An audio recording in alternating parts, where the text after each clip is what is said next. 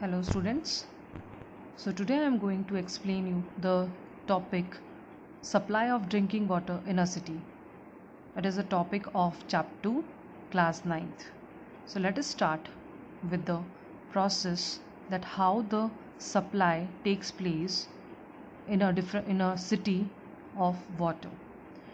If you see that the first picture says that it is a reservoir. Reservoir means where the water is collected from everywhere and it is now sent to the sedimentation tank. So this is the first step of sending the water from reservoir to the sedimentation tank.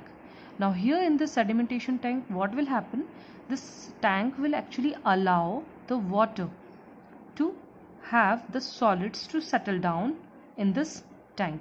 That means whatever the impurities or the solid particles are there along with the water, that will be actually allowed to settle down or set down at the bottom.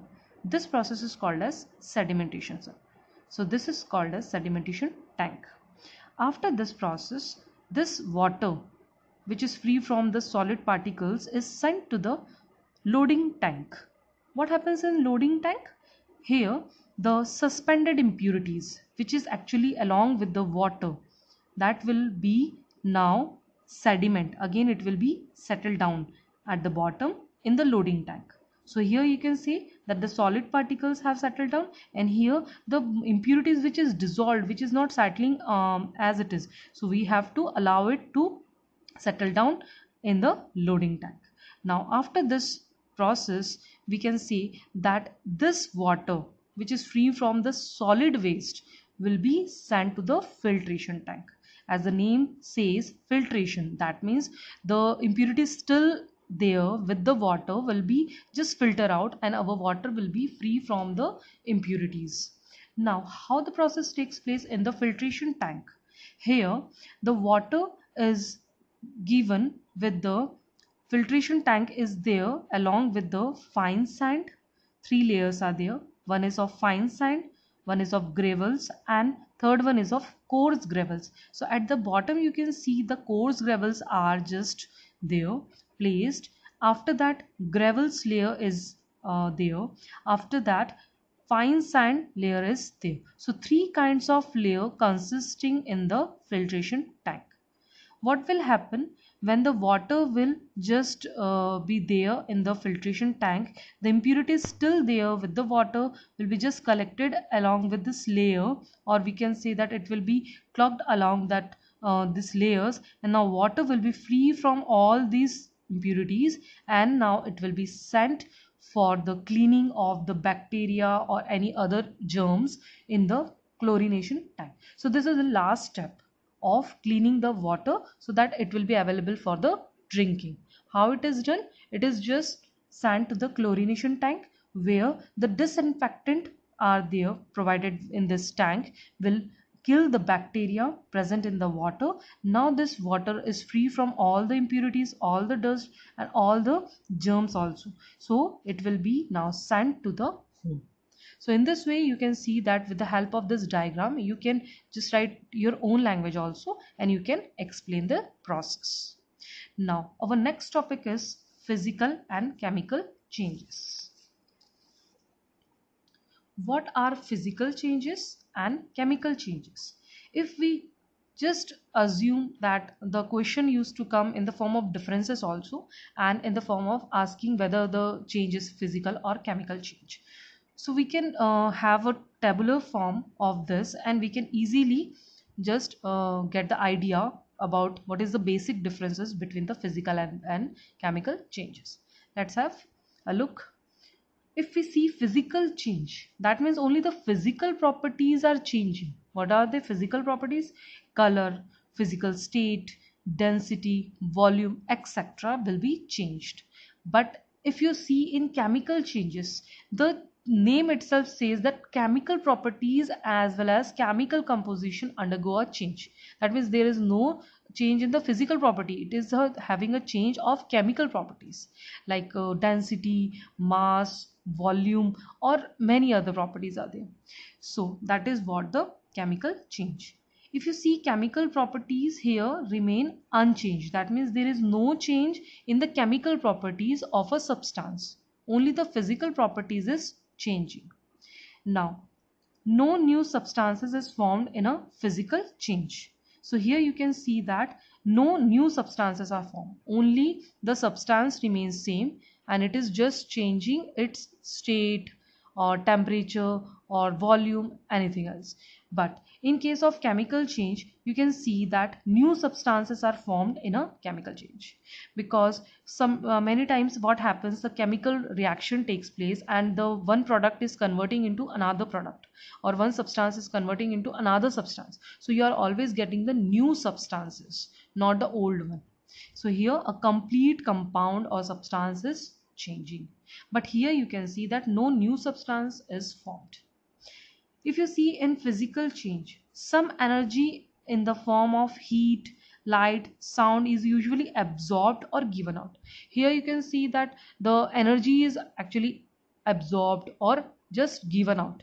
But in case of chemical change, it is only accompanied with absorption or evolution of energy. So here the basic difference is that sometimes physical change is actually happening by heat, light or sound, but here, chemical change is always accompanied by the absorption and evolution of energy. But here, you can see that sometimes it is absorbing or given out the energy. If you see, physical change basically is a temporary change. That means you can reverse the reaction. Okay, whatever the changes has happened, you can reverse that. But in case of chemical change, the reverse is not possible. It is permanent change.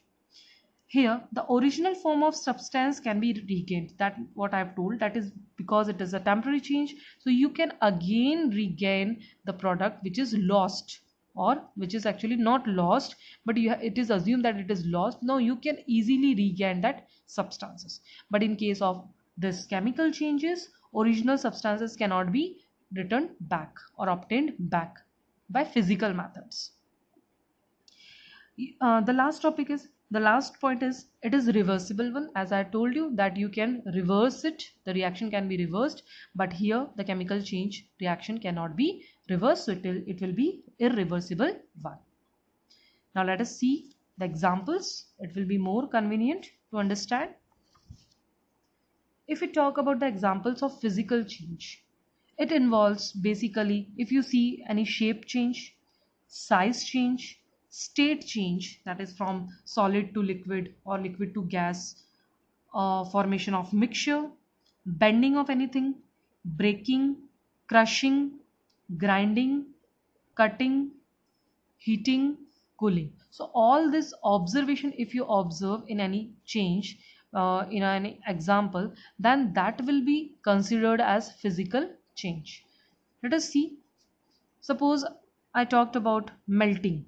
So melting of chocolate or melting of anything is actually involving a state change. So that will be considered in the physical change. Grinding, as I told you, grinding of chalk into water. Cutting of woods, so cutting is also there, so cutting of woods is also a physical change. Breaking a glass of water, that I told you, breaking of anything involves what? Physical change. Making orange juice, because you are just diluting the orange juice, or you're just adding the water in that, you're not actually changing the orange or its property, so it will be physical change. Evaporation, again it is a state change, so it will be also considered as physical change. Sublimation of iodine, as you know that the transformation of solid into directly vapors is called as sublimation. So sublimation of anything, it will be considered in physical change. Melting of wax, as I told you, melting is also a what? Physical change. Drying of a shirt in sun, if you see that it is also a process of evaporation only, so that will be also considered in the physical change. Bending of an iron, so if you bend anything, so bending is also considered in physical change. Kneading of wheat flour, so what is there in kneading? You are just actually changing the shape of the thing, so that will be in the shape change. Fresh lemonade, that means volume is changing. Okay, so lemonade, you're just adding the water and lemon, so that is also a physical change. Crushing of anything, as told you, crushing, that means you are just crushing it. crushing a cane, crushing of car or whatever. So that will be a physical change only, because you can just improve it. Again you will be returning back the size of can. So that is a shape change. Okay, when we are crushing anything, that is all shape change. Dissolving sugar or salt in water. So just water is added in the sugar, and what you are doing, just it is dissolving. So what is there? It is only making a, you are making a mixture, or you are making a solution. So you can easily return back after evaporation that sugar or salt back. So this is all the changes which the substances can be regained back. So these are the examples, and these are some observations. If you observe these things, so that you can easily identify the physical changes. And what about chemical change? Let's see. If you talk about examples of chemical changes, the observations are fermentation, rusting, burning, corrosion, rotting means किसी भी चीज का खराब होना, explosion, oxidation, if you observe color change, baking, or formation of precipitate eve also. So these are considered as chemical change. That means these are some chemical reactions which are happening, and these observations are there. So if you talk about examples, that is burning of paper. So burning of anything actually is a chemical change. Digestion of food, as you know that when the food is taken and how it is excreted, so that is a change which is happening there, and many chemical reactions are involved during the digestion of food. So that is also a chemical change. Frying an egg. Frying an egg is a chemical change, but if you see that boiling of egg, so that is you are just changing the state of that material. But here when you are frying it, you are just changing the substances into a new product. Baking a cake or baking of anything will be considered as chemical change. Toast formation, if you are making a toast, so that is also a chemical change. Rusting of iron. So rusting of iron is also chemical change, because it involves the oxidation process of that metal. So that will be rusting of iron. You cannot regain the product back. Okay, whatever the material is rusted, that will be just destroyed. You cannot return it back. Curdling of milk, as you know that you cannot just get the milk again in a pure form if it is curdled or spoiled. So that will be a chemical change, because a lot of chemical reactions happening there. pH is changing, and many are there. Ripening of fruits, as you see that color change is there in the ripening of fruits. If you see mango, when it is very freshly there, then it is of green color. But when it is mature, then what will happen, the color will be in orange. So that is the color change. So basically the chemical change also involves color change. So if you are observing any color changes, that will be also chemical change. Growth of plant, as you know that the many processes takes place when a plant is when a seed is there and when it convert into plant. So that is a process of chemical change only. Fireworks or explosion of firecrackers, as you see that a chemical reaction is taking place over there, you cannot regain the product which is just fired. Spoiled food, if once the food is spoiled, you cannot return back or regain back the food of fresh. So that will be also involving a oxidation process or rotting process, which is actually just making your food spoiled. Lighting a match, also a chemical change. Photosynthesis, as I told you, that it is also a chemical change, because chemical reaction is taking place.